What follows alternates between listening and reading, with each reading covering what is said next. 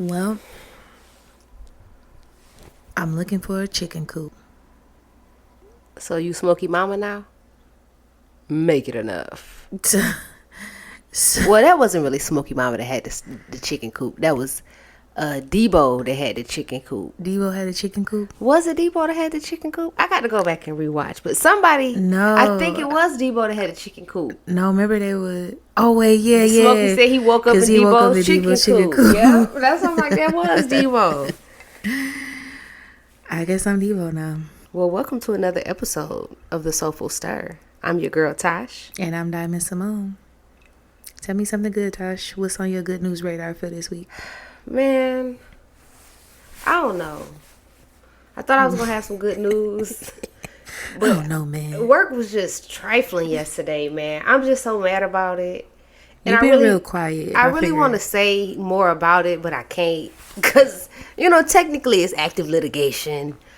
But I really wanted to put my hands on a white woman yesterday. That's all I can say. Oh, my God. And I haven't felt like that at work in years. I take that lie back. I have felt like that at work in the last 2 or 3 years, but it's been the same white lady. Like, I've been seeing this litigation thing through, and we're almost like we're at the tail end of it. But she really keep trying me, and I don't like that. And if she wasn't in jail right now, I put my hands on her. Yeah, that's it. I'm glad that you can't get a hold to her, because boy, would that be something. I could tell like this week has been kind of. It seemed like you were having like a little bit of a rough week because you've been kind of quiet.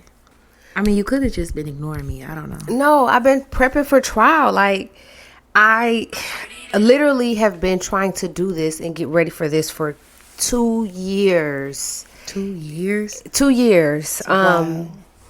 And it's been a lot because she's literally been trying to evade the litigation process. And so it's been extremely stressful. So I've been really frustrated. Like, I've been in a weird space. I've been extremely busy because I was trying to prepare to literally, end this lady as of yesterday. And it couldn't happen. I'm just really upset because I'm ready to be done with this. Like, I probably have 3,000 sheets of paper that contain like all of her legal files, bank records, all this stuff in my office, like in my office at work. And I'm just ready to shred it. Like, I'm ready to close the case. And if I can finally get this done, it'll satisfy like half of the docket I have. And that's all I'm trying to do. I hate feeling like I'm not doing my job, even though everybody understands that I'm doing it. It's not my fault. But she's just really trying it. And I don't like that. I don't like when people think they slick. You know what I'm saying? Like, you can't slick a can of oil. And I'm the slickest nigga. Well, I was just about to say that. And you can't slick me. A can of like, oil. she thinks she's slicker than him piss. But it's not going to happen on my watch. So just know that I'm still in a bubble. I'm still not on my watch. In my turtle shell because I really want to take this white lady up through there. I just really do. Well, delayed is not denied, honey. And you just said it. You're doing your job regardless of what's going on and what she got going on. So may justice be served. Oh, it's going to be Either way. served. She just ain't going to like the way it's coming. She'll be all right, I'm sure. Oh, she is, because Big Bertha going to take her up through there because she going to be in jail for a long time after I'm done with her. Oh, man. That's so scary. That sounds like a very stressful environment. It isn't for me. It is very stressful. I think it's stressful because as disconnected as I like to assume that I am a very empathetic person, and so that's why I go so hard doing what I do at work, is because I don't like for people to be victimized. And I single-handedly have investigated this woman, and I have proof, like beyond information and belief, that she has stolen like upwards of almost $3 million from clients. Like, and these are people that she was in charge of estate planning and things of that nature for. So I say that to say that they've either lost a family member or something of that nature to have happened that they have come into some type of money for an estate, and she's taken it and stolen it and like literally squandered it. Like, I'm already upset that she stole, but I would feel better if you stole and you like, you know, went and got a Benz. You know what I'm saying? You went and bought you a nice little condo, got you a bust down, you know what I'm saying? 30-inch Malaysian, you know what I'm saying? Fresh little, you know, lace front piece. You know what I'm saying? I don't know if you went and got you a Berkey, something. You know what I'm saying? Like, I'm not trying to promote, you know, capitalism or consumerism, but I'm just saying, like, if you're going to be stealing, you know what I'm saying? Make it worth something. And you stole all this money from these people and you gambled it all away. Like, you stole all this money from people and your house is still going into foreclosure. Like, make it make sense. So I'm going so hard on her because I'm trying to get justice for people who cannot essentially fight for themselves because they don't have a remedy. She is an attorney and she's taken her attorney privilege and she's taken the trust that she has gained from people in her community and abused it. All of these people that were her victims were people that she knew, that were friends of hers, that, you know, were referred to her word of mouth by friends and family members. Like, she stole money from an old teacher. Like, she's a real grimy hoe. Like, you know what I'm saying? Like, she just really got down and nasty. Let me ask you this. What if she would have got a 27 piece though? Like, not necessarily a Malaysian bust down, but like a 27 piece. If she would have got anything, okay, with the mohawk flip, she could have went.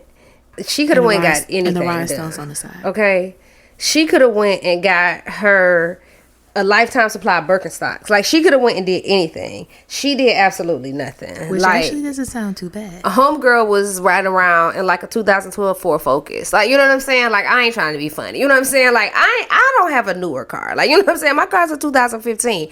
I ain't hating on you, but I'm also not stealing $3 million from clients either. You know what I'm saying? Like, I'm doing things the right way. So if you gonna steal, like, at least make it worth something. You didn't pay your house off. That's what I'm saying. Your house is still going into foreclosure. You literally stole all this money and gambled it. Now you have to pay it back. And you don't have no job. Thanks to me, you don't have no job to work to earn the money to pay it back. If you gonna do it, then shine on them. Girl, exactly. Like, if you gonna ball. You know what I'm saying? Like, because at this point, you're doing it for the lifestyle. You know what I'm saying? You just doing it for the rush, saying that you stole from people. Because you ain't really doing it and doing nothing smart with it. I don't know what's scarier. Like, that low key, like, that might be scarier than just, like... It's crazy. I being really strategic and smart with it. When I tell you, when you're doing it for the rush. I kid you not. I told my boss, like, it's giving Hamburglar. I told my boss in a staff meeting, and we're talking about a older white man, you know, very conservative. I told everybody in the middle of a meeting, I would much rather her have been smoking crack. Like, if you stole all this money, somebody should tell me that they saw you walking through northern Michigan with a pipe in your hand. And I'd be like, you know what? It makes sense. Yeah. But the fact that you stole all this money just to sit at somebody's casino to press a button, like, girl, like, and I get it. You know what I'm saying? It's an addiction, but that is out of control. Yeah, like, she got it bad. You know. And in the words of Usher, I'm about to let it burn, because, baby, it's about to go down. Okay, it's about to go down. It's kind of hard for me to say. Listen, she go. That's it. It's a wrap for her. Been a long time coming. And it's definitely been a long time coming, baby. Man. And her career has been fell apart, but it don't matter because we ain't working it out. That's too bad. I hate hearing stories like that from both ends, because, you know, it's one thing to victimize people. And I understand your standpoint from that, but it's a completely other thing. Like, this lady, everything you've worked for, yes, you know, your profession, it's just foolish. going down the drain. It's foolish. For nothing. And it didn't have to be like this. But decisions. Well, I ain't gonna lie. Like, I got some good news, honestly. Well, what's going on? Let us know something. Well, I'm looking for a chicken coop for real. I'm into, like, really take it back to that. I'm not playing, y'all. So if you, your uncles, your cousins got a chicken coop, you know, somebody that makes some, I might take you up on that. I've been like searching around for a coop because I don't want to necessarily build one as I originally had planned to do. Really, because I ain't gonna lie, I just really don't have that kind of time on my hands. Are you just trying to evade property taxes, Ryan Isley? No, I didn't even know that you could do that. Well, you have to double check Michigan, but I know when I was living in Georgia, if you had certain animals on your property, even in an urban area, it exempts you, like it gives you an automatic homestead exemption, and you get exempted from property taxes. Because it's funny that I even bring that up, because this is just this Jamaican guy who used to be our family mechanic, and he used to have goats. And we asked him, like, you know, what you doing with the goats? And he was like, oh, no, I just keep them because I don't have to pay property taxes. And he would just let them run around in the yard like dogs. Wow, like, smart, literally. Smart man. Yeah. Hey, I just learned something just now. Because, like, I love that I'm building a little homestead, honestly. I'm about to get some bees, too. Soon as I get the rest of my garden together, because I'm expanding on that. So that's part of my good news. Well, remind me to introduce you, or at least do a digital introduction between you and one of my friends from high school in Georgia. Shout out to my girl Kayla, because I think she listens too. But Kayla's actually a beekeeper. Hey, Kayla. She has a whole setup. Thank you at for her saving house. the bees. She has a so she's a black woman in I don't know what you call that, the bee industry, I guess. And she's doing really well. Like I said, she has a total setup. She harvests honey and all that good stuff. So I love that. She may be a good resource for you. I know some there. I would love to meet Kayla and link up with her. I need all of the information and advice and connections that I can get. I do know some black beekeepers here. Shout out to Detroit Hives. It's owned and operated by two black beekeepers, and they do some phenomenal things around the city with educating children about bees and just really being phenomenal at what they do, honestly. Very knowledgeable people and super cool too. Oh, you know, they have some of the best honey. Oh, y'all can already say that'd probably be a good place to go get some local honey, because my allergies are horrible. They actually sell it. I think if I'm not mistaken, they sell it at a couple stores locally, but they have really good honey that I like to make. I use it for my tinctures and stuff like that. So shout out to them.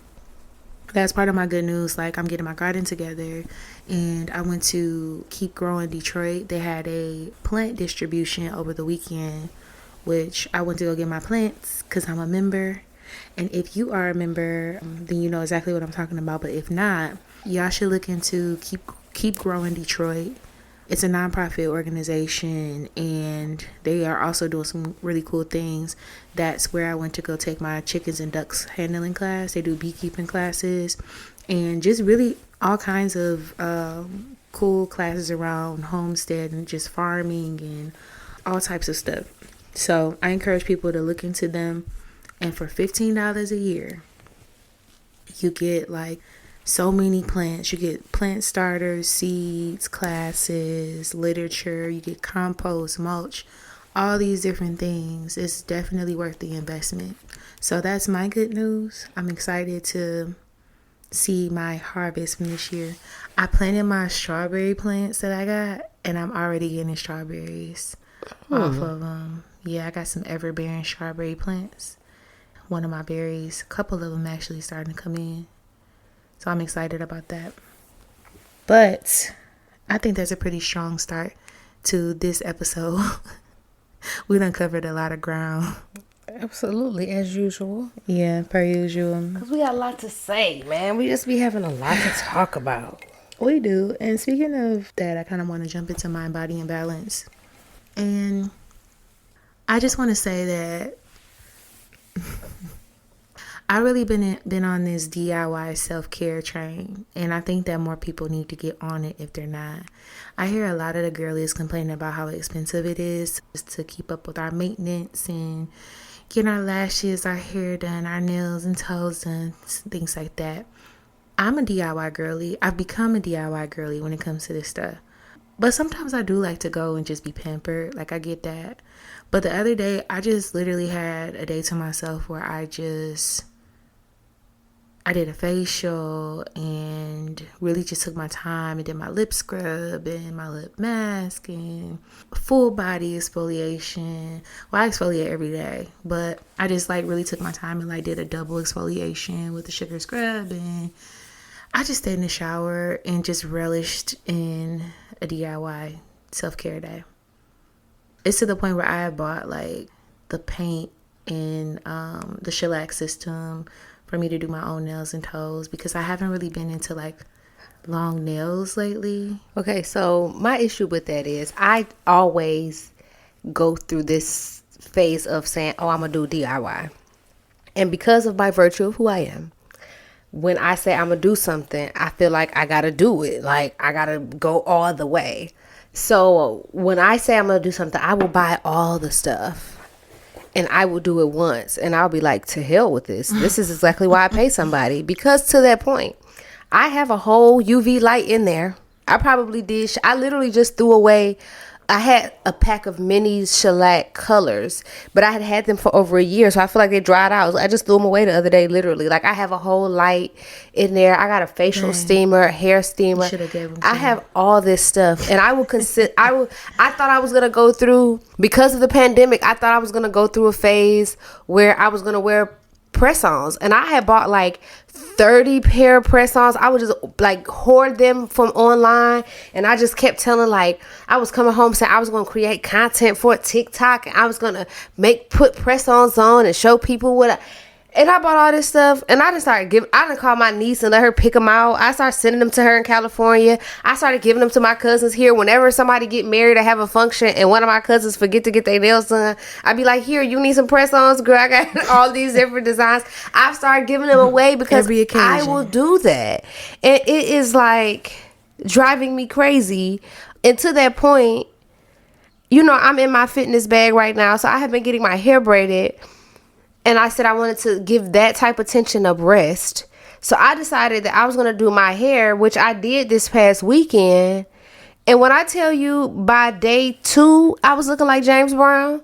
Like the first night, it was cool. But you know that reel when he's singing and he comes up on that mic and his hair and he like sweating. Yes. So I don't know, like, if it's a hereditary thing, but I think I have a hormonal imbalance. Like, I've been trying to take yam oil, but I'm not consistent enough with it to balance my hormones. But I sweat in my head a lot, and I know that yam oil, that really works. Yes, and I know I'm not perimenopausal because this has been happening to me since I was in college. Like, I will go to sleep. I'm gonna tell y'all how I could be like, and I hate to be have TMI, but I could be like butt naked. It could be cold. I could literally have nothing on but a scarf and wake up and my head will be soaking wet because I sweat in my head.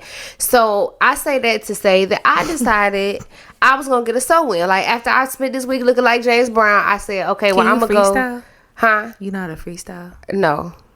Like, I wonder if like you just sitting on some heat for real. That's why your head just be smoking. Like, I'm scared when I go through menopause, I'm gonna be one of them ladies that like literally emit the steam. Yes, but no. So I decided I'm gonna go get a sew-in. So my cousin tells me to go to this place.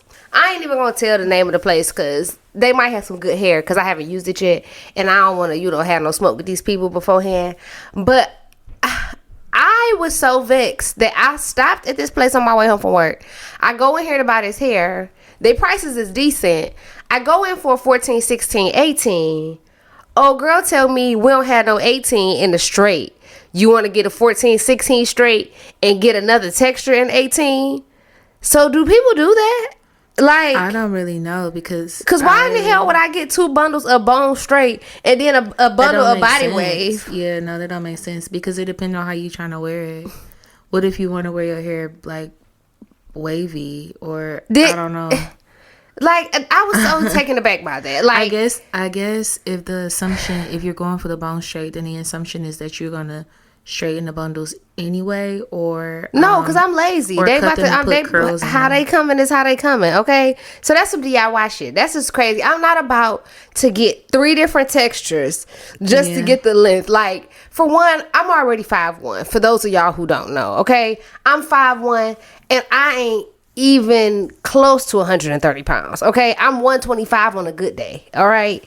I don't look. What do I look like with 24 inches of bust down? Like, I can't wear that. Like, you know what I'm saying? I'm a lawyer. I'm 37 years old. I can't walk around like that. You know what I'm saying? So I say that to say, like, I need some modest length. Girl like 18 was pushing it, and she was really trying to sell me on, well, if you really want 18, I could give you another texture. And I'm like, girl, I will take another 16. Okay, this I just need it to be regular. I'm just trying to go to the gym and look like a regular person when I have to go to court on Monday. You know what I'm saying? Like that's Instagram it. model.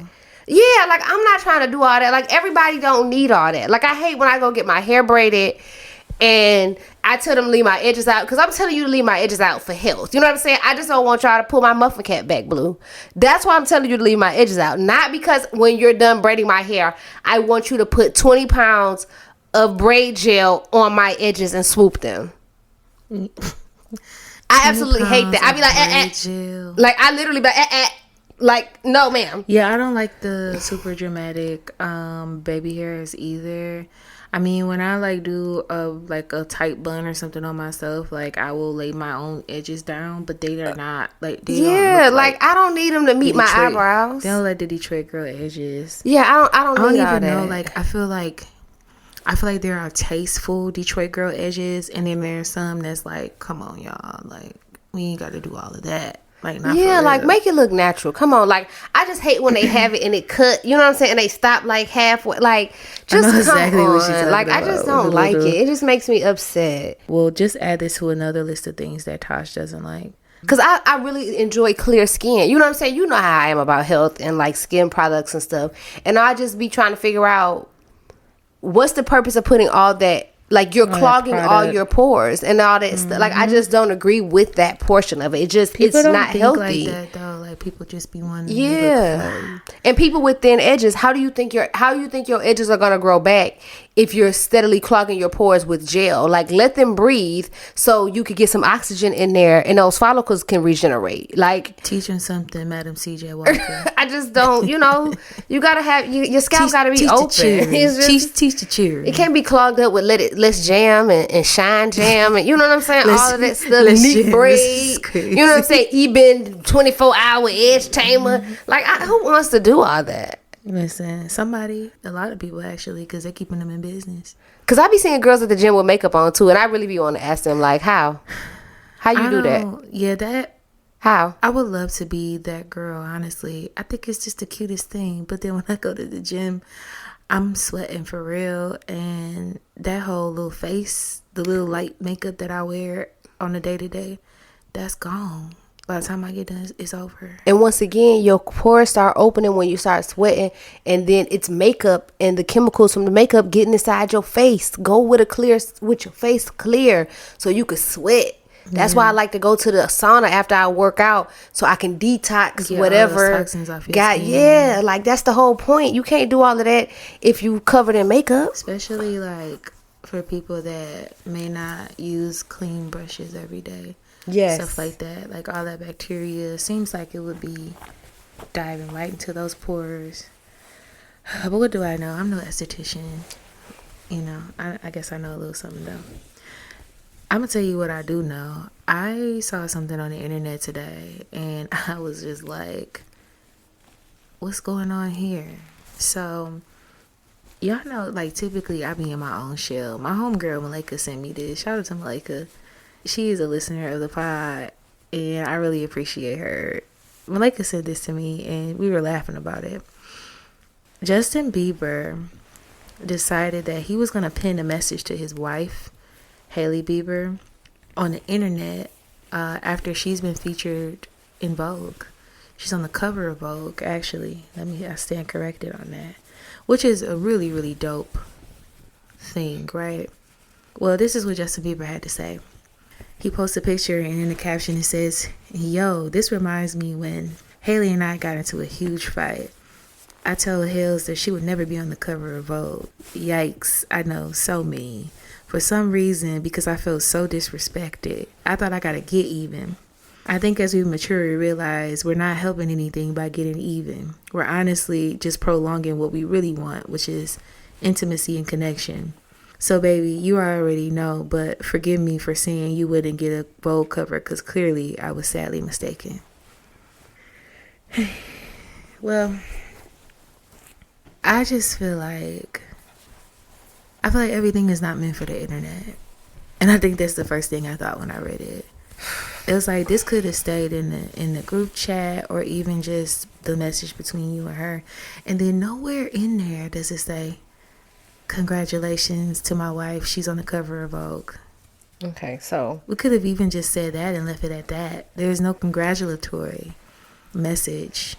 so that if you don't mind, we're gonna come back to sound check, because I feel like this is a perfect place to talk about what I wanted to talk about for rhythm and groove. Yeah, this is rhythm and groove, actually. So we're gonna come back to sound check. So this was when I told you earlier before we started recording that I had a question for rhythm and groove. I think it directly relates to this. It directly relates in an indirect way. So my question is, how long do you keep dating after a red flag?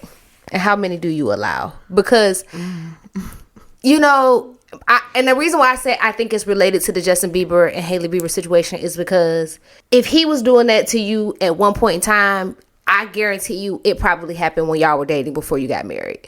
Like that whole wanting to get even, that's not a new phenomenon. Like that apparently that appears, or the way I took it is that that's a part of who he is. He's probably a very competitive person, and I want to get even. And so I'm going to make the assumption that probably while they were dating, things like that probably came up. So my question is, you know, if you're dating, you know, and I'm going to say this, I know that we tend to, especially in this day and age, we use the term dating really loosely. That could mean, you know, preparing for marriage, courtship, or that could mean, you know, casually hooking up, depending on who you're asking. So I'm going to put it in the context of dating seriously. Like if you're dating for marriage, if you're dating for a future with someone, you know, how many red flags do you allow? And do you actually keep dating after you hit that number, or after you're exposed to either the amount of red flags that's too much, or to that one red flag that just does it for you? That's a very great question. And I don't really have an answer for myself. I feel because I'm just thinking of like, how many red flags have you seen with somebody? Something that's honest, like about myself. And I've been honest, you know, with my friends, and at this big age, I'm a person that tends to stick around. I am growing out of that. I feel it depends on what it is, though. Okay. If it's something major, yeah, no, I'm getting up out of there. But you know, you have some minor red flags that might be like, I don't know. There's some red flags that might be fixable, you know. I don't know. Like, I feel like whether somebody, or how long somebody stays, or how many red flags, of course, that's going to be completely dependent on the person. That's just like, I was asking my therapist a question a while ago. Like, how long do you give a situation before you make a decision on it? And she was like, I can't tell you that. That's completely up to you and your own preferences. This is no different. But Okay. I don't know I don't know. How many would you say? So for me, okay, so I'm going to say this. People always joke about it. I don't know if other Capricorns feel the same way, because people always say it's a Capricorn thing. Like, people make jokes about it. And so I can't say it's a number of things. And I can't say, like, oh, there's like one thing that for sure just breaks the deal for me. But I do know for myself, as for me in my house, in my movement, it can literally be nothing. Like, I can literally, and I think you could attest to this a little bit. Like, I can literally think everything is fine, and you can literally, like, talk to me wrong on the phone one day, and I'll just be like, oh, this shit ain't working. This ain't it. And I will literally cut you off. Like, no contact anymore. Like, no discussion, no nothing. And it's weird. Like, and I try not to be like that, but I feel I'm a very non-confrontational person when it comes to a lot of stuff.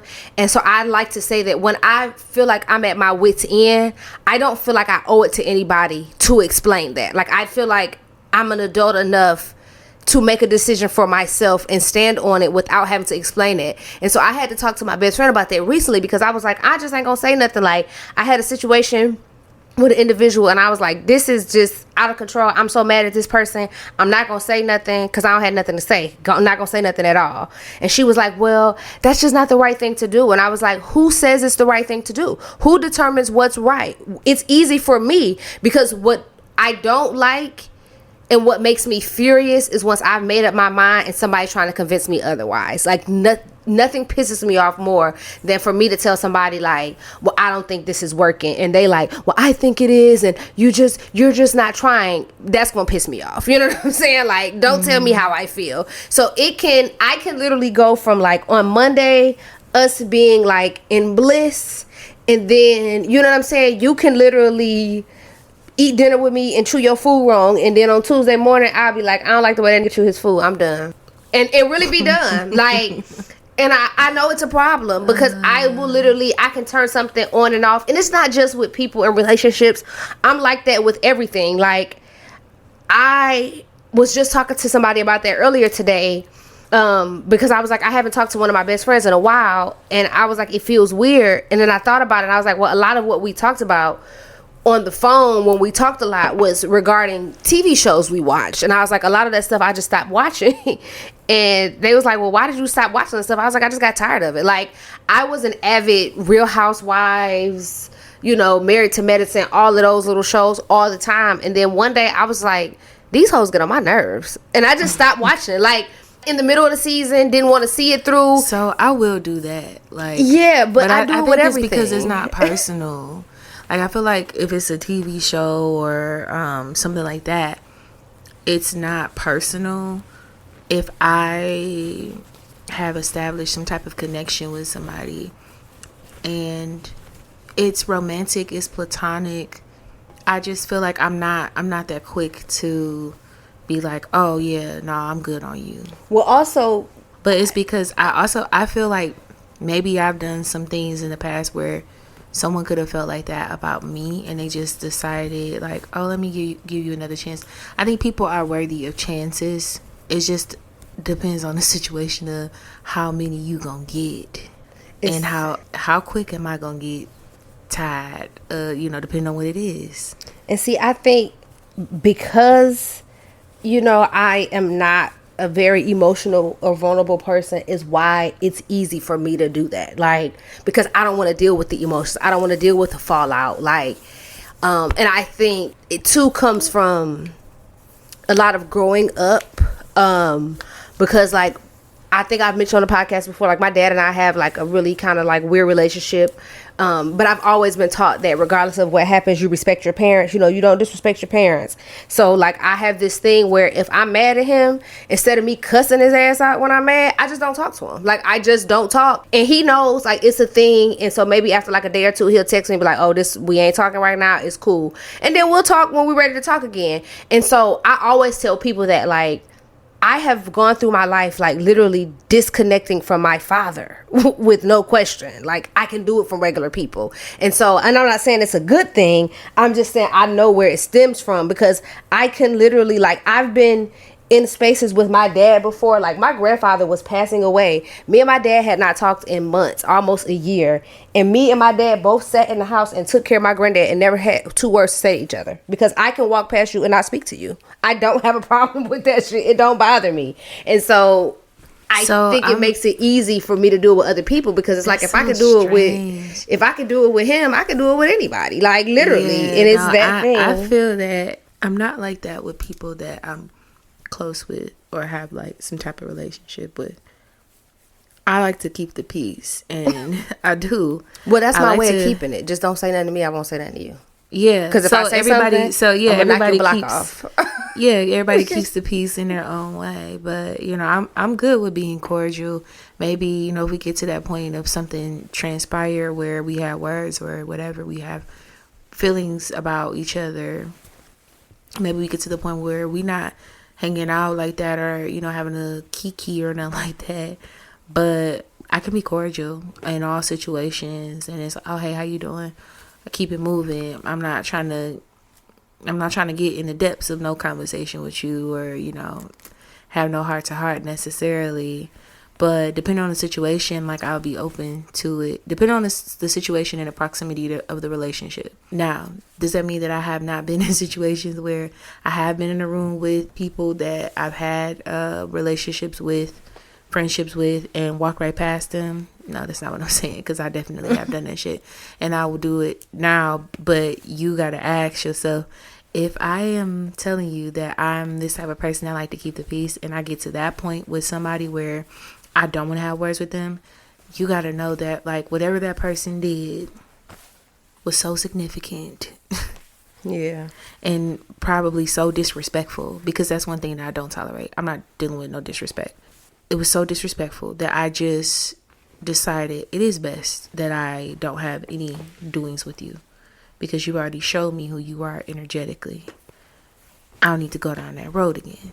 So that's a really great question, Tash. I all in all, I guess it just depends on what the red flag is. Yeah.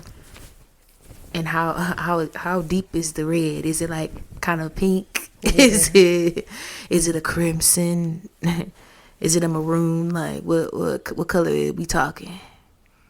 But I just thought that whole, like, Justin Bieber situation, like, it just seemed really weird to me. And people, I did look at the comments, like, briefly, and some people were like, dang, may this love never find me. May this type of love never find me. Because it kind of feels like, dang, is he, like, hating on her in public? Is he? Like, listen, are you exposing this side of you? Like, what was the purpose, I guess, of that? And I guess, like, technically, maybe that part isn't, maybe that's none of our business, but at the same time, you posted it on the internet. I posted on my story today. I reposted a post that was like, any man that's trying to come in your life and unspoil you and you already spoiled is a hater. And to me, that's what the whole Justin Bieber thing is giving. It's giving, she probably started to get some type of attention for her beauty, or for her outward appearance, or whatever the case may be, and that was his way of trying to bring her down. Like, and you'll never get on the cover of Vogue, because when you think about it, when you're talking about white beauty standards, especially for models and people like that in Hollywood, that Vogue cover means a lot. Yeah. And that's that's just like telling philanthropists, like, your ass ain't never gonna win a Nobel Peace Prize. You know what I'm saying? Like, damn, you ain't gonna never get it. You know what I'm saying? Like, don't even keep doing the work. And I feel like that was him trying to, like, knock her down to stop whatever momentum she had. That's a heavy blow. Like, why would you take that route? Like, why would you want that for you? But that's your wife, though. Like, this ain't your baby mama. That's you're still connected to this person. That's your wife. Why wouldn't you want her to be on the cover of Vogue? So, like, on one part of it, like, for me reading it, I'm just like, is he saying this to, like, trying to like assert his growth in the situation, and maybe trying to prove a point? Because he's like, what did he say? He said something about, like, growth and maturity, and, like, what people really want versus what they say that they want, or they're trying to get in the beginning. Hold on. When people start putting all of that in their post after they done said some sucker shit, I never take it serious, because in my mind, you just trying to sound good to clean it up, and I'm still gonna drag you. Because why did you have to say all of that stuff from the beginning? Like, you didn't even have to start with that. Okay, so look, he said, I thought I gotta get even. I think as we mature, we realize we're not helping anything by getting even. We're honestly just prolonging what we really want, which is intimacy and connection. It's like, I'm good. I don't really know. Like, I just feel like this wasn't the moment for that. Like, for one. Number two, which really should have been number one, this didn't even have to make it to the internet. Like, if that shit happened between y'all, cool. I mean, it's not cool, but I would have a problem with that if my homeboy hopped on the internet and said, my homeboy, he told my husband, hopped on the internet and said something like that. Like, I would feel some type of way. I would definitely. Hey, I guess that's my tea for a rhythm and groove. That's absolutely crazy. I don't ever want to be in a relationship where I feel like You in competition with me, low key? Like, you low key hating on me? Yeah. Like, God I don't. forbid you And go then on the I internet just don't like talking like that. people that feel like because they struggle, everybody else has to struggle. One thing that bothers me is when men get upset about other men getting help. You know, he need to be a man because he ain't have to do that. Like, are you upset? You know what I'm saying? And that's more often than not, it happens in the black community. It's because you struggle, you feel like the next man has to struggle. But when you sit around with white men, like, nepotism is regular. Like, you know what I'm saying? They look at you crazy, like, why you didn't get your son a job when you had the connections? You know what I'm saying? We the only people that be like, well, nah, I ain't about to get him no job on my name. He ain't about to mess up my reputation at work. That's so crazy to me. Like, I hate that hate of feeling like, you know, people, it's that crabs in a barrel mentality. Because, like, I've heard or I've had men express that to me before about me helping my younger brothers. Like, you know what I'm saying? Like, well, why you gotta baby them and why you doing that for them? And I'm like, they young black men trying to make it. You know what I'm saying? Right. Like, why you mad at me because you mad at them because they big sister got it and she trying to help them? Like, your sister didn't help you. Your mama should have raised her better than that. You know what I'm saying? Like, that ain't got nothing to do with, but in my family, we were raised to look out for each other. And it don't matter that I'm the older sister and you're the younger brother. My younger brother needs something, I'm gonna help him. I need something, he's gonna help me. We've just all been like that forever. And so, like, I hate, you know, and that's why I think too, just on that subject of, it comes up when it's like dating somebody who had to grow up on survival versus dating somebody who grew up in love. Like, it is a big thing. You know what I'm saying? Right. Because some people will hate you because you didn't have to struggle. Like, yeah. And that's so weird to me. I'm going back and looking at the comments. I've missed some of these. Somebody said, JB, she ain't no diva. Because he's a hater. Like, why would you not want your wife to be on the cover of Vogue? Like, that's so crazy. Yeah, and then somebody said, this is classic. How do I make this special event about me energy? Yes. And I think, like, that's another thing. Like, I don't know. It's almost like you knew people was going to take this and run with it. It completely overshadows what she's doing and what she's done. Like, especially in this case, because let's also really quick just touch on the dynamic before we move on. But, like, let's be honest, and I'm not saying this to be condescending, but Justin Bieber is the bigger star. He's the bigger name. Yeah. We only know who Hailey is because she's a Bieber. So naturally, that's just like, well, I guess it's a little different, but it even happens with a Jay-Z and Beyonce. Jay-Z can have something. People don't give a damn about Jay-Z. As soon as they put Beyonce name attached to it, you know what I'm saying? Like, oh, it's Beyonce and Jay-Z. Oh, it's Beyonce and Jay-Z. Like, it totally overshadows him. So I feel like he was doing that in this instance. She gets this cover, and you know, once you make a comment, your comment is going to get pinned because you're her husband and you're Justin Bieber. Yeah. And nobody's saying, hey, look at Hailey Bieber on the cover. They're saying, hey, look at the comment Justin Bieber's dumbass left under Hailey Bieber's Vogue cover. Right. That's what the headlines become and now. That's what happened. Yeah. Okay, I'm gonna read this last comment. Somebody said, remember when I told you wouldn't be shit? Guess I was wrong. Exactly. Lord, they said, Lord, oh my God. That's exactly what I got. Like, why would you, that was the time or the place or the platform for that. But hey, God bless them both. Seriously. And that's just one of them things I feel like,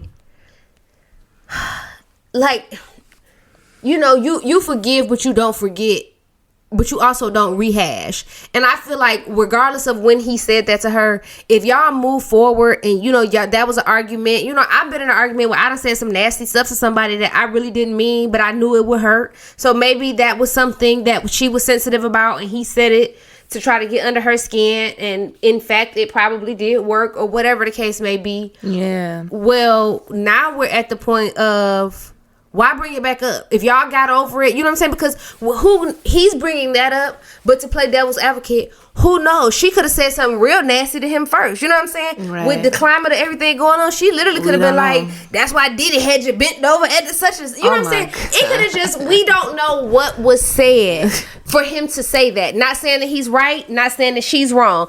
All I'm saying is we on the outside only seeing one thing, but playing devil's advocate. Don't bring him up no more. He should not. He should not have brought that back up. Was what I'm saying. It's like, if y'all argued about that and determined who was wrong, who was right, if y'all apologized for it, y'all should have left that where it was. Like, Justin, you shouldn't have had to bring that up. You could have just been, you could have been like, congratulations, babe, on your Vogue cover. You could have left it at that. Like, why do people on the internet feel like we always got to have a think piece? Why you just can't say, like, hey, happy birthday? It always gotta be like, happy birthday, you the realest nigga I know. Remember that time you held me down when they was robbing us at the gas station on Puritan? And you pulled out your strap and you let it rip on them niggas. Remember that time my auntie died? You told me I could cry at the funeral and I cried in your lap and you didn't tell nobody about it. Remember that time the feds busted my door and you came and picked me up and let me sleep in your doghouse? Like, please, come on. You know what I'm saying? Like, we don't need to know all of that. Just a simple happy birthday. You know what I'm saying? Like,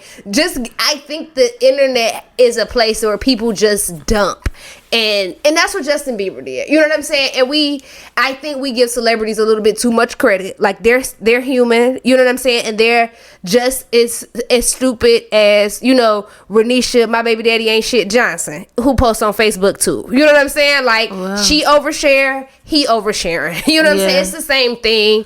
No, I've seen it before. It's just a different person, different platform. Yeah, and that's what I don't like. It's a time and a place and a platform for everything, and that just wasn't it.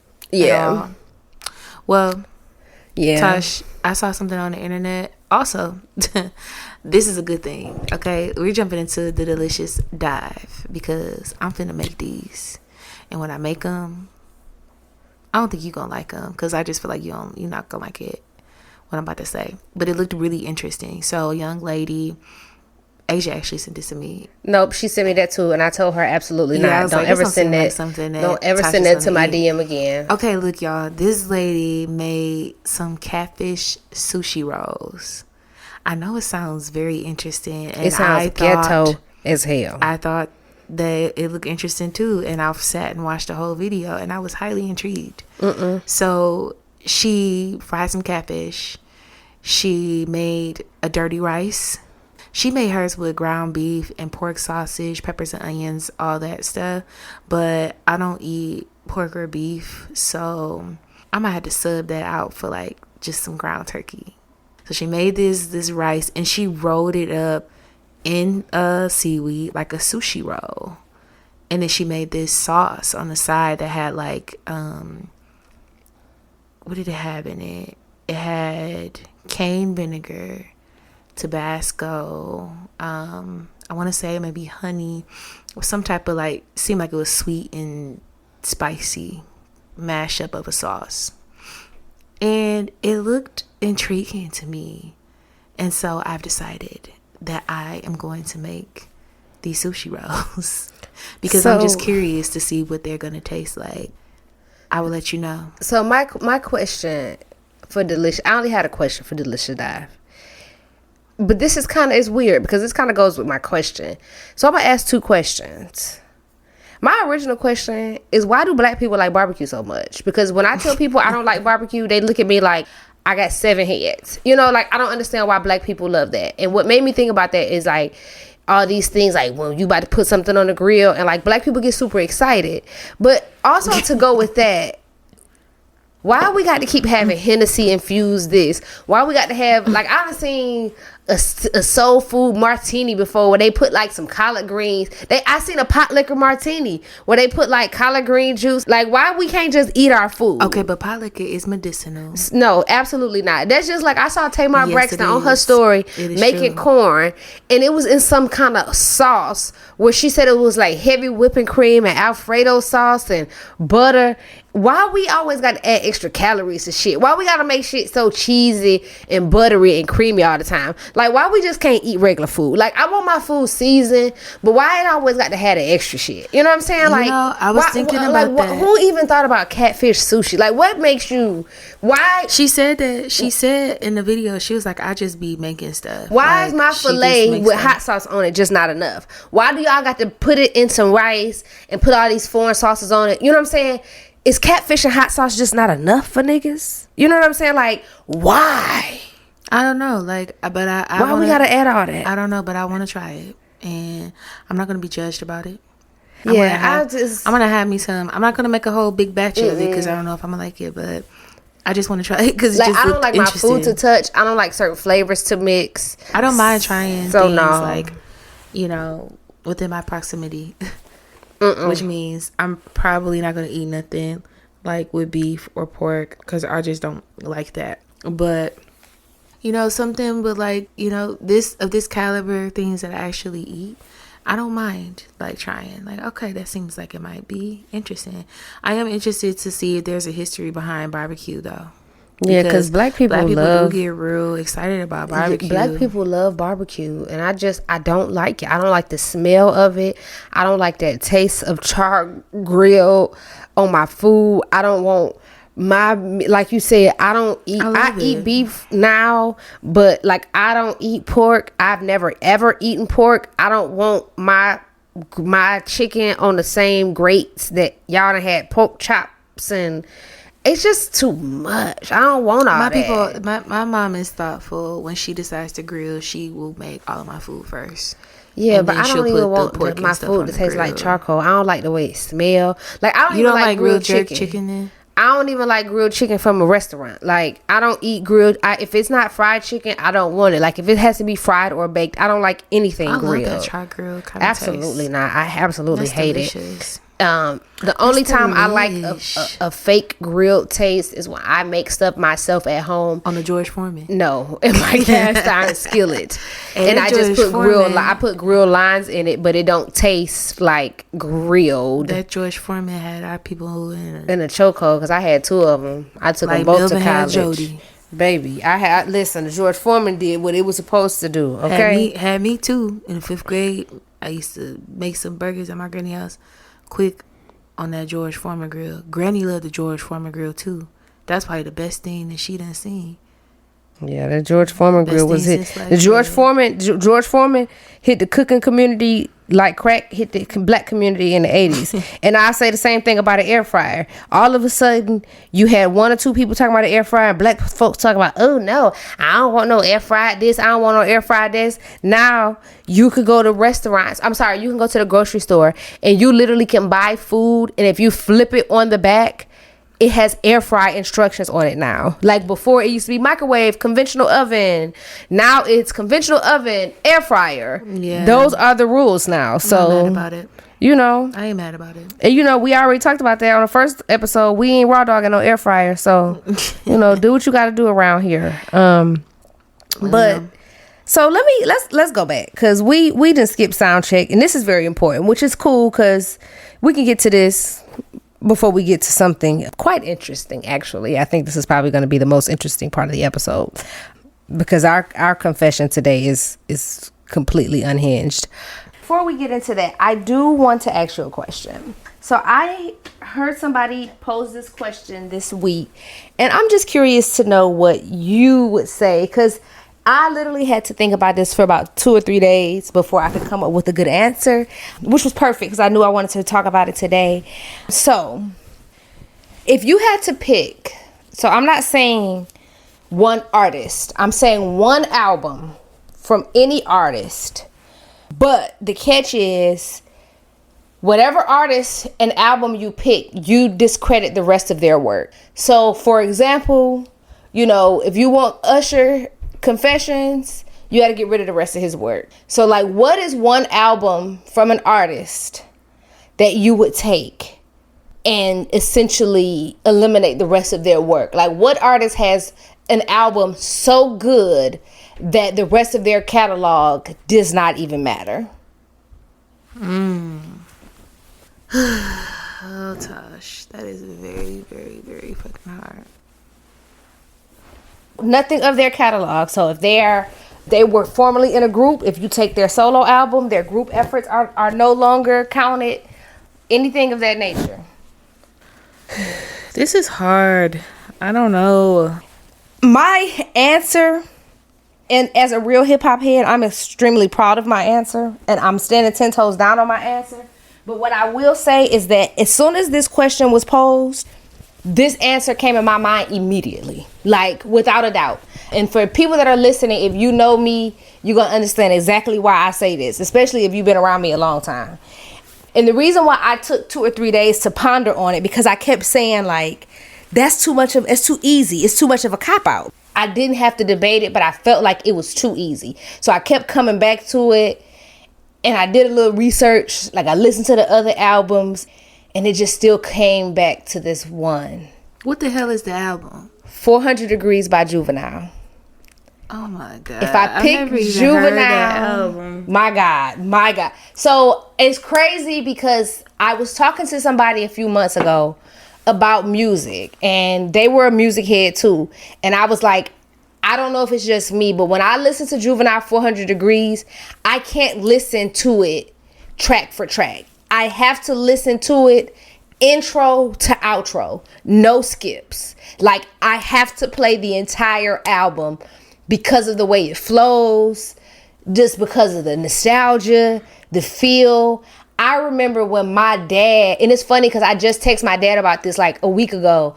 I remember when he bought me the 400 Degrees album. It was in an orange, that old school Cash Money design, like, all the bling bling and stuff on the cover. He bought me that 400 Degrees album. It was orange. It had like the fire on it.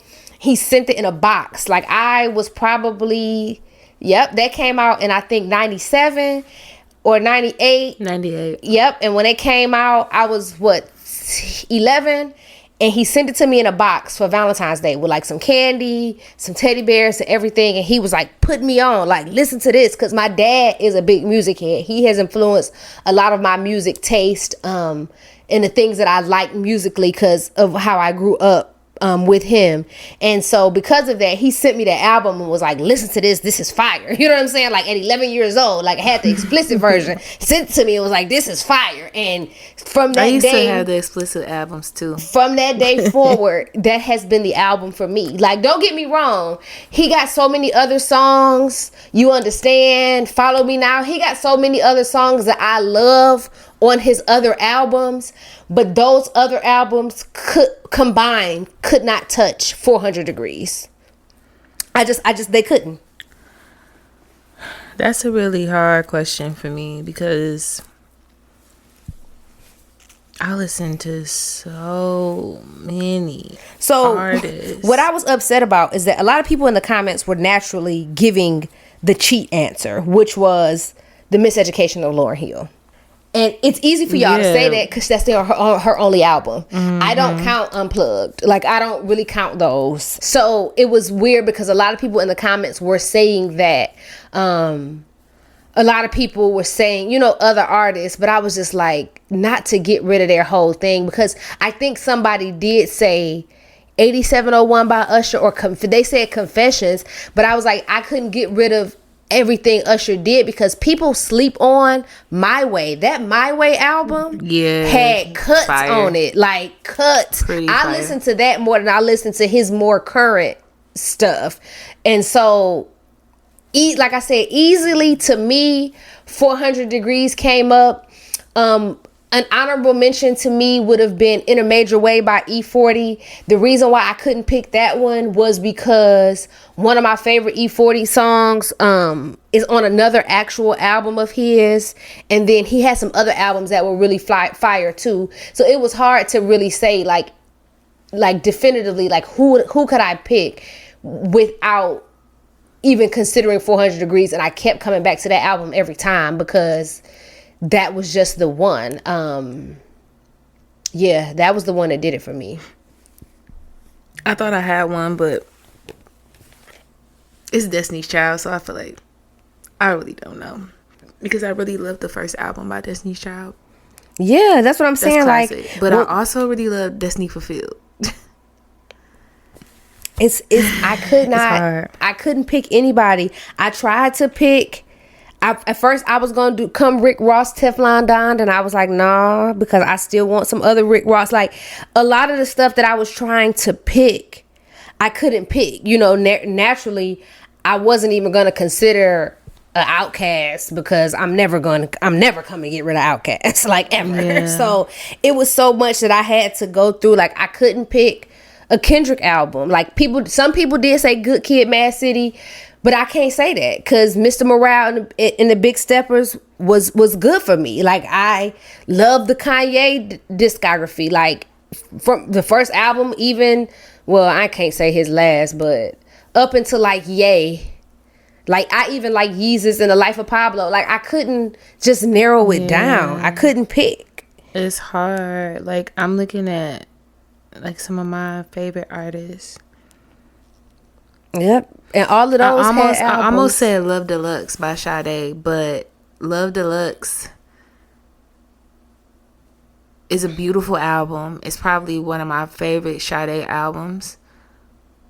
But Love Deluxe doesn't have Sweetest Taboo on it. Yeah, see, that's what I'm saying. When you you start breaking it down, there's things missing. Yes. From these albums, and then my first thought was Emancipation of Mimi. By Mariah somebody Carey. did say that, but then she changed it because she came back and said MC2 squared or whatever it was, MC squared. She was like, oh no, that album was good too. Like you couldn't take it off. But then I'm thinking of like her. Like other work too, like speaking of fantasy. Just an aside, I'm sorry. I don't know. I know everything don't have to fit like verbatim, like word for word. But something is going on in my life because the way I've been playing Breakdown repeatedly, like on repeat, like I've been getting ready for work, listening to it on the work, and I've been singing it, like singing my heart out, listening to Breakdown because the way she wrote it, I think I've been having like kind of my little grief moments. And I think that's kind of why I've been singing it because it's kind of like I can completely relate. Like, no, I'm not going through no breakup, like, whatever. But she's like, I'm literally killing myself to act like I'm okay with what's going on. Like I'm doing all of this and I'm living a lie. Like I'm doing all of this under the guise of a smile, but I'm really breaking down. And so I think that's what got me stuck. But when I tell you I've been playing that like nobody's business lately, and I don't know why, because I'm not a big Mariah Carey fan. That's a beautiful song. I actually revisited the Glitter soundtrack. I know it's random, but it was a couple songs on there that were like so beautiful. They were beautifully written, and I think to hear it as an adult now, things always hit different when you hear it as an adult. Yeah, I really like that album. Yeah, that was a hard question, Tash, and I still can't even give you a solid answer. I'm sorry. So we're gonna revisit it. We gonna answer the next episode. I'm gonna ask you, did you do your homework? Because I want to know. Because it's a really hard question. Like I said, I kept going back to double check my answer. Like, am I really making the right choice here? Because I don't want to misspeak. Yeah, it's so many different options that we could really jump into. Speaking of jump into, I know you said you had a Counsel and Confession. Okay, so this is a Counsel and Confessions entry for us today. Yeah. And I'm excited because I haven't read it or heard it. So this is my first time hearing it as well with y'all. You said it's unhinged though. It's very unhinged. And yeah. Okay. So we're just going to jump right in. So this is an email submission. I was going to say this caller, but this was an email submission. So the author starts this out, and it's titled, That One Time at Praise Team Rehearsal.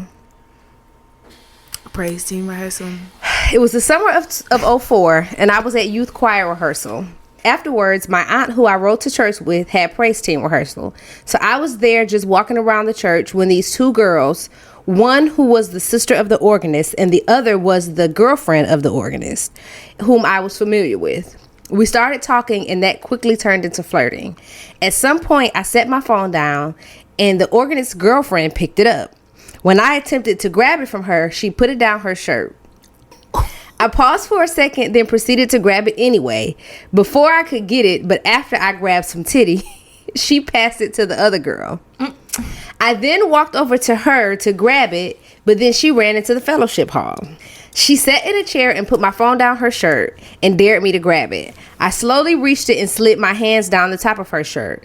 As I reached for my phone in her shirt, all I felt was more breast. Knowing there was no phone there, I continued to search.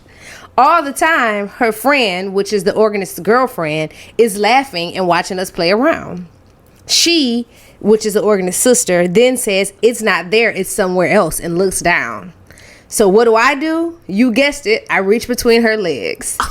She held a straight face before it began to feel too good. Then she handed me my phone. And the organist's girlfriend then says, "Y'all should go to the back." We looked at each other and she told me to come on. Now, mind you, as a 17-year-old, I was hard and I was ready the entire time. When I get to the back and behind the fellowship hall, she unbuckles my pants and releases me. She then proceeds to drop down and perform services. My body was paralyzed with so much pleasure for what felt like forever.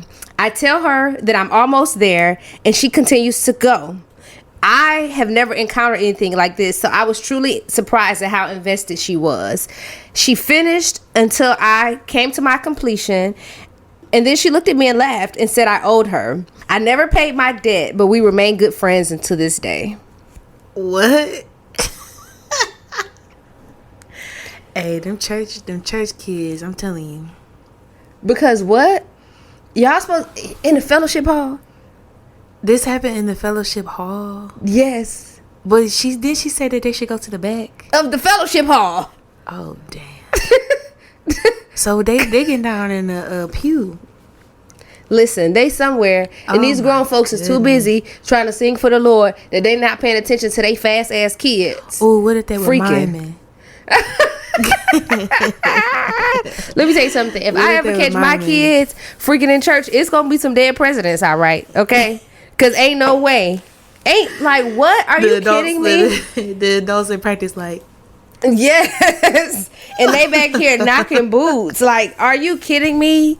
Like, that is so crazy. But you know what? Like, that's so wild to me. That's wild. But you know what? And I think a lot of people, unfortunately, have similar stories like that. Like, I've heard people talk about that where, you know, where they say their most interesting time or interesting venue of choice has been a place that is sacred, i.e. a church, or, you know, I've heard of cemeteries, funeral homes, things of that nature.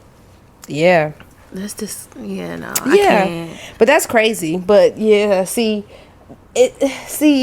don't even know what to say, how to follow that up, because, you know, I want my kids to do what's right. But, you know, I'm not about to be getting up, taking my kids to church so they could be getting their bones boned in the back of the church. Like, come on now. Y'all supposed to be learning about the Lord. But, you know, I'm pretty sure parents and grandparents, that would be the last thing that they are thinking that their kids are doing in the church. Because ain't no way that you doing this in the church. You know better. Psych. And that's crazy because it's like, it's funny that I don't even want to go back into nothing serious, but I saw a post earlier that I responded to where people were talking about purity culture, and I just felt like it was interesting with something like this, because we always taught to, your kids need to grow up in church, and they're taught, you know, this faux sense of purity culture.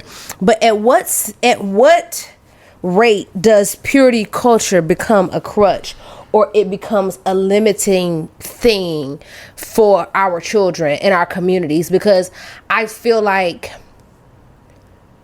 not saying that you should go out and just be like, wow, but I feel like with experience comes discernment, with experience comes wisdom. And I feel like that's why you often see people or women that are literally being victimized by preachers or deacons or people in the church, because they've been taught this purity culture, and they can't, because they don't have any experience, you know, with people that are in the world, so to speak, and out here, and they have limited sexual experiences. They don't know what they're being taken advantage of. You know what I'm saying? They have this sense of, well, this is all I've had. So they put up with a lot, just to say that they're being pure, or just to say that they have this ideal marriage or situation going on, because they couldn't see the deception coming. Like, you learn a lot when you go out here and you date different people, and you engage in different things, because it teaches you about yourself too.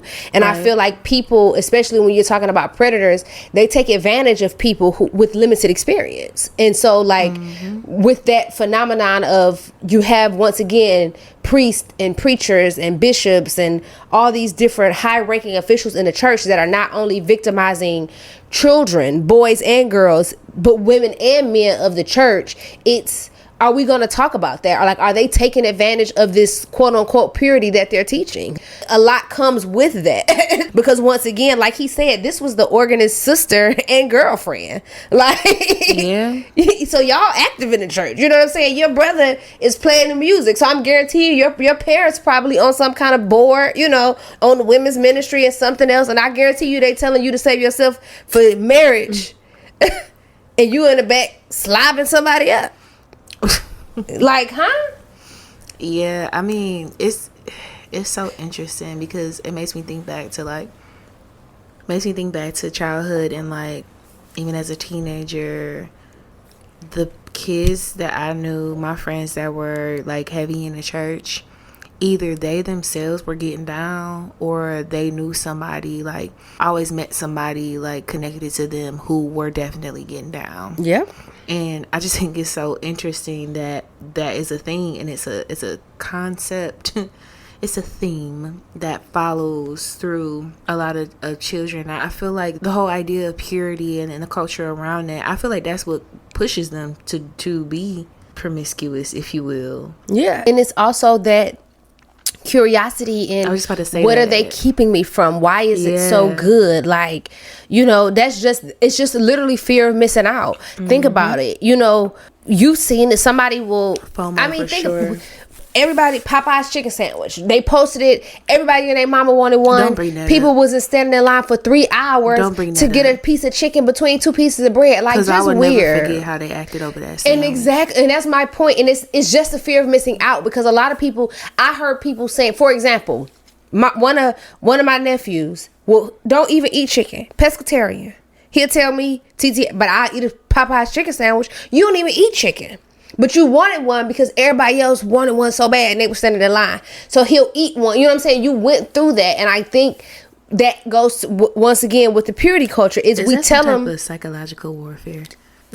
And then too, and like, yeah, and that's the thing, is you've been told don't do this because it's not right, and once you start doing it, you're gonna get caught up. So they tell you that, you like, shoot, I want to know what I'm gonna get caught up on. You know what I'm saying? Like, that's just like the joke, people always make, just kind of back to what we discussed earlier, when them red flags started to look like Six Flags. Like, people, think about it. Guys will joke, and you think about it, you to meet a guy and he'll say like, nah, this ain't what you want, man. I gotta get my, you know what I'm saying? And they'll say that, but something in you be like attracted to it. You be like, oh, okay, what you mean? Like, you up for the challenge now. Yeah. Like, how you gonna tell me that I can't handle you? Yeah, and then next thing you know, you pacing your apartment floor at 3:00 in the morning, trying to figure out what's going on and why you ain't ate in 3 days. He told you this ain't what you want. You know what I'm saying? Calling his phone saying, what do you want from me? Yes. Calling his friend like, just tell him to pick up the phone, please. I just need to tell him something. I'm gonna be honest. I've never been down that bad over a man. Girl, been there, done it. Been there, done it. Been there, been there. I don't want to be. May that type of connection never find me. Trust me, it's crazy. I don't want to be calling nobody cousin and talking about, can you just tell them to pick up the phone? Yeah, I'm calling them from my other phone. I'm not doing that. Yeah. You got too much control over me at that point. I don't like it. Yes. I don't like that at all. It's just crazy. So yeah, but that's our counsel and confessions. So that was very wild. Thank you for the entry. Thank you. The rest of y'all out here getting it on at church, let us know. If y'all have been hunching in a pew during the miming practice at church, yeah, we need to know. We want to know. We want to hear about it. So be sure to send your counsel and confessions to thesoulfulstir@gmail.com. You can also DM us. We'll catch it on Instagram. Follow us at the Soulful Stir on Instagram and on YouTube. Listen to our show on YouTube. We're trying to get our streams up, y'all. But also, we decided that we're going to start doing some trivia with y'all. And the trivia is going to be based off of what we talk about in these episodes. So follow us on Instagram and stay tuned for that, because we have some prizes for y'all. We got some real good prizes for y'all. And we're looking forward to the engaging content as well. Yes, we're just trying to get y'all to engage a little bit more and just kind of keep up with stuff. We're essentially not only trying to, have a show, but create a sense and space of community. Sure. And what better way to have a community besides having people get to know one another. So essentially, that's a lot of what the trivia is about. It's just kind of keeping up with information we tell y'all on the show. To go forward, just to kind of plug in holes and keep you engaged and active in coming shows and things of that nature, and just get to know each other, because eventually we are trying to do events, we're trying to do live shows, we're trying to do all sorts of things with the podcast, and we can't do those things without you guys. So we just want to keep you guys engaged and informed about us and about the things that we're going to be doing with the pod. Thank you guys for listening. This has been another episode of The Soulful Stir. Happy Sunday. Y'all have a great week, and stay away from Diddy parties.